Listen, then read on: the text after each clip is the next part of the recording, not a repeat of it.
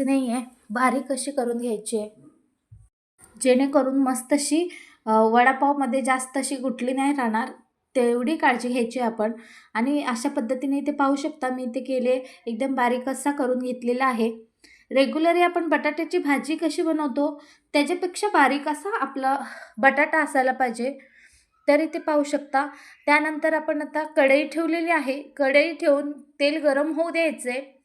छान कडकडीत तेल गरम होऊ द्यायचे.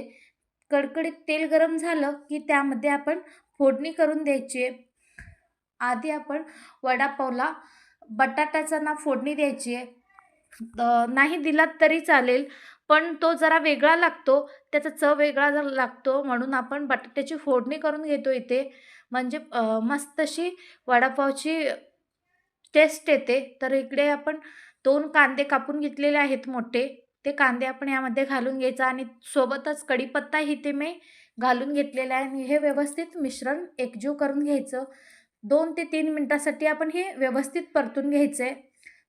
कांदे आपण फक्त नरम मऊ पडेपर्यंत आपण हे व्यवस्थित परतून घ्यायचे 2 मिनिटासाठी.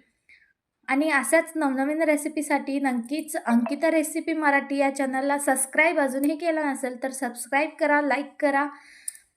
तर यानंतर आपण इकडे अद्रक लसूणचा पेस्ट इथे आपण करून घेतलेला आहे. सुरुवातीला आपण दाखवलेलं आहे की अद्रक लसूण आणि कोथिंबीर. अद्रक लसूणमध्ये कोथिंबीर घालून आपण मिक्सर करून घ्यायचा, जेणेकरून त्यामध्ये पाणी घालायची गरज पडणार नाही. काय होतं अद्रक आणि लसूण हे आपण जेव्हा घालतो तेव्हा आपलं व्यवस्थित मिक्सर होत नाही. त्यामुळे आपण कोथिंबीर घालून मिक्सर करून घ्यायची. आता आपण अद्रक लसूणच्या नंतर 1 मोठा चम्मच आपण इथे हिरवी मिरचीचा ठेचा यामध्ये घालून घेतलेला आहे. हिरवी मिरचीचा ठेचा घालून आता आपण बटाटा यामध्ये घालून घ्यायचे. इथे पाहू शकता 1 किलोचा वडापाव आपण इथे कसा बनवायचा ते पाहतोय. आणि पूर्ण फॅमिलीसाठी आणि बर्थडे पार्टी असेल त्यावेळेस तुम्ही ही रेसिपी नक्की बनवू शकता. तर यामध्ये आपण मीठ घालून घ्यायचं.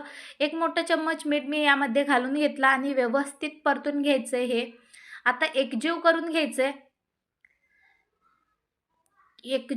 घ्यायचा आणि तुम्हाला हवं असल्यास तुम्ही बारीक चिरलेली कोथिंबीर यावर नक्कीच घाला. अप्रतिम अशी बनते. आता माझ्याकडे अवेलेबल नाही, त्यामुळे मी इथे कोथिंबीर वापरत नाही. जर तुमच्याकडे असेल तर नक्कीच घाला यामध्ये. आणि तुम्हाला जर पुदिना आवडत असेल तर पुदिनाही यामध्ये तुम्ही घालू शकता. आणि खास करून अद्रक लसूण यामध्ये थोडंसं जास्त असलं ना अप्रतिम अशी चव येते.